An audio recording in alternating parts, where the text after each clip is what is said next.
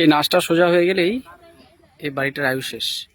এবার এই বাড়িটার আয়ু শেষ হয়ে গেলেই এই যে আমাদের কানেক্টিং রোড, এই যে কানেক্টিং রোড, এটা শ্রীকান্তলার মেন রোড, এই রোডটা যদি এই জায়গাটা পড়ে যায় তাহলে কিন্তু আমাদের যোগাযোগ ব্যবস্থা সম্পূর্ণ শেষ।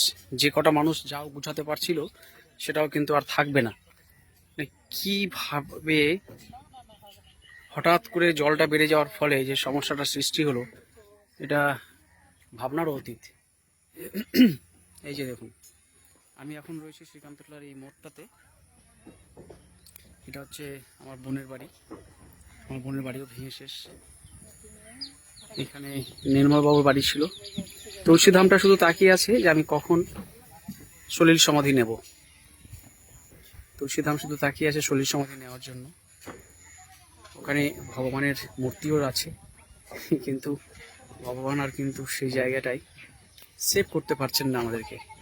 হতে পারে যে নিশ্চয়ই ভালো কিছু অপেক্ষা করছে আমাদের জন্য, সেই জন্য হয়তো এরকম করছেন। প্রত্যেক ভালোর খারাপের পেছনে কিছু না কিছু ভালো তো আছেই। এই ভালো থাকা নিয়েই, এই আশাটা রেখেই এই ছাগলগুলো দাঁড়িয়ে আছে এখানে। বাই চান্স যদি একটা চাপ পড়ে তো সব শুদ্ধ জলে চলে যাবে। যাই হোক, এই হচ্ছে আজকে পরিস্থিতি। বৃষ্টিও হচ্ছে প্রচুর, আর বৃষ্টির ফাঁকে ফাঁকে মানুষ নিজের মতো করে গুছিয়ে নিচ্ছে। কিঙ্কর বাবু উনি নিজের বাড়িঘর গুছিয়ে সব চলে গেলেন, বেরিয়ে গেলেন। এই যে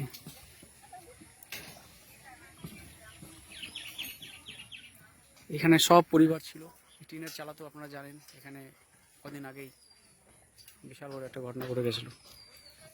তো আজকে না বলতেও ভালো লাগছে না, কি বলবো, কিছুই আর ইচ্ছে করছে না বলতে। এই হচ্ছে অবস্থা, এই হচ্ছে রাস্তা, আর এই হচ্ছে নদী। মানে 1, 2, 3, 4, 5টার মধ্যেই যদি দুদিন সময় পেলে তো খুব ভালো, নাহলে আজকে যদি চলে যায় তাহলে কিন্তু খুব মুশকিল।